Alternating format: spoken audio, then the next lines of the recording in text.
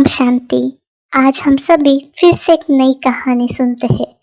आज की हमारी कहानी का शीर्षक है पिता का प्यार।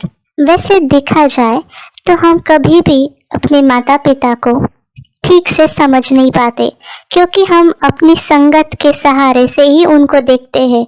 हमारे को अगर बुरी संगत का असर हम पे रहता है तो हमारे जीवन में हम कभी भी सुखी नहीं रहते, और हम अपने माता पिता को या पिता को खासकर उन्हें तब समझ पाते हैं जब वो हम सभी के बीच से नहीं रहते, जब वो हमसे दूर हो जाते हैं, जब हम उन्हें खो बैठते हैं, तभी हम उनकी वैल्यू समझ पाते हैं। लेकिन असल में पिता का प्यार कितना बहुमूल्य है, अमूल्य है और सर्वश्रेष्ठ है, इसके बारे में हम आज सुनेंगे।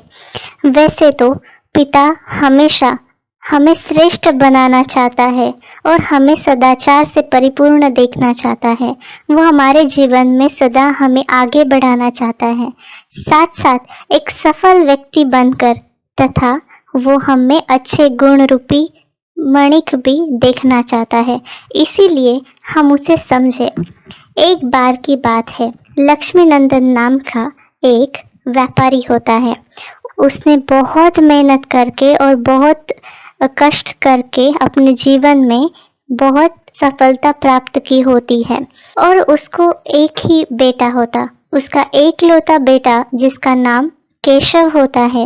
वो सदा ही मौज मस्ती पैसे उड़ाने में रहता है और सदा वो अपने पिता को बहुत रूडली व्यवहार करके अपमानित करता। लेकिन लक्ष्मी नंदन सोचता है कि मेरा एकलौता बेटा है, आगे चलकर ये बहुत बड़ा व्यापारी बने, साथ साथ वो अच्छा आदमी भी बने, क्योंकि लक्ष्मी नंदन ये बहुत अच्छा व्यक्ति होता है।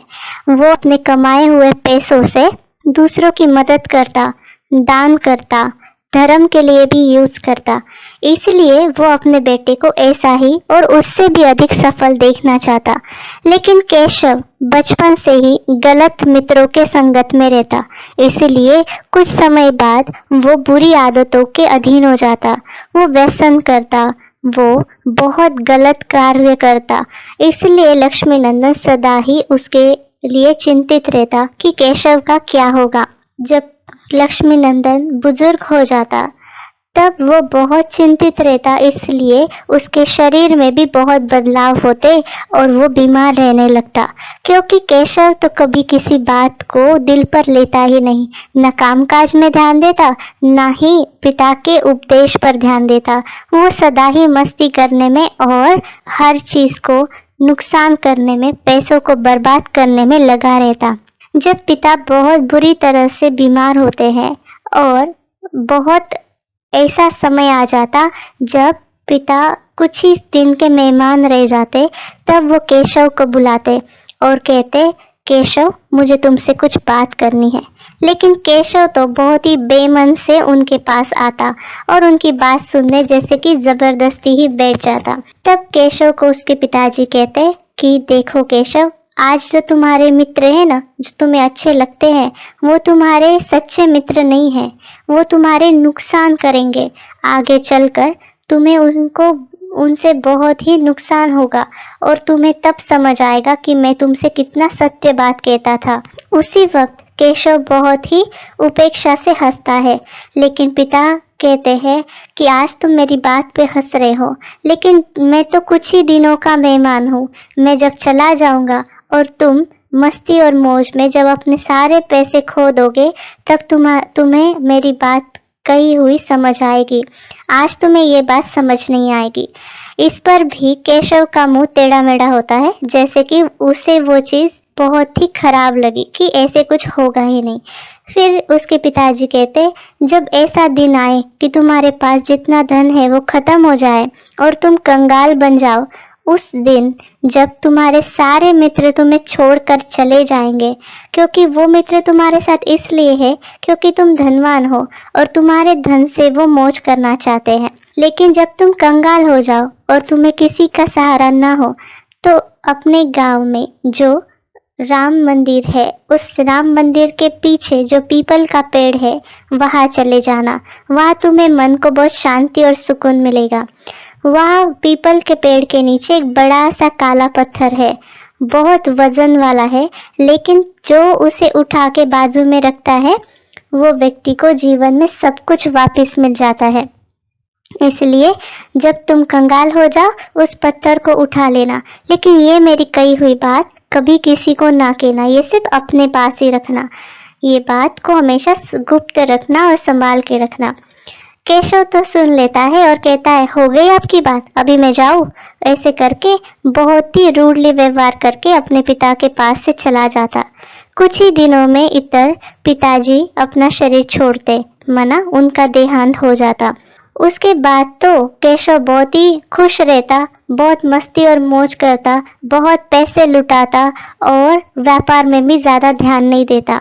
उसका व्यापार भी ख़त्म हो जाता और उसके पास जितने पैसे होते हैं सभी ख़त्म हो जाते।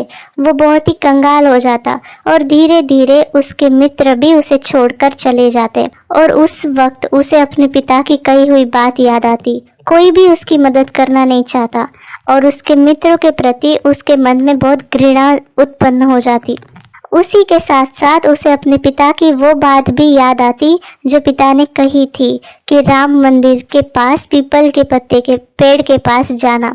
वो बात याद आते ही वो राम मंदिर के पास जो पीपल का पेड़ होता है वहाँ जाता है। वो वहाँ पे जो काला पत्थर है वो देखता है और उसे याद आता कि पिताजी ने कहा था इसे उठाकर बाजू में रखना, लेकिन वो बहुत ही हैवी होता और ज़मीन में गड़ा हुआ होता। तो बहुत टाइम के मेहनत के बाद, बहुत लंबे समय के बाद वो उस पत्थर को हिला पाता है और उसके नीचे उसे एक बहुत बड़ा धन का बॉक्स मिलता। उस बॉक्स में बहुत सारे हीरे जवाहरात और धन भी होते, साथ साथ उसमें एक चिट्ठी भी होती। उस चिट्ठी में उसके पिताजी ने लिखा होता है कि केशव, आज तो तुम मेरी बात को समझ ही गए होगे, तभी तुम यहाँ पहुँचे हो। इसलिए इस धन को बहुत ही युक्ति से और संग के साथ बर्बाद न करते हुए यूज़ करना और अभी फिर से अपना नया जीवन आरंभ करना। उसे अपने पिता की बात कही हुई याद आती और वो चिट्ठी पढ़कर उसे बहुत रोना आता, क्योंकि इतना सब होने के बाद भी उसके पिता ने उसके लिए दूसरा ऑप्शन रखा था। उसके बाद केशव बहुत अपने व्यापार को बढ़ाता और उस पैसे से नया जीवन आरंभ करता। अभी तो वो अपने जीवन के बारे में सीख चुका होता, लेकिन तात्पर्य क्या है? मॉरल ऑफ द स्टोरी यही है कि हम अपने बड़ों की हर बात को समझे, सुने, ध्यान से सुने और उसका पालन करें। वैसे ही आज की मुरली से बाबा ने हमें यही उपदेश और ज्ञान दिया कि बाबा आप लाडले बच्चों के लिए स्वर्ग बहिष्ठ हथेली पर लाया है, अपने बच्चों के लिए इतनी श्रेष्ठ चीज लेकर आया है। इसीलिए अपने पिता का सम्मान करें और हमेशा उनकी आज्ञा के पालना करके आज्ञाकारी बने। जो भी हो जीवन में, फिर भी पिता का प्यार सर्वश्रेष्ठ है। आज की मुरली से हमें यही सीखना है।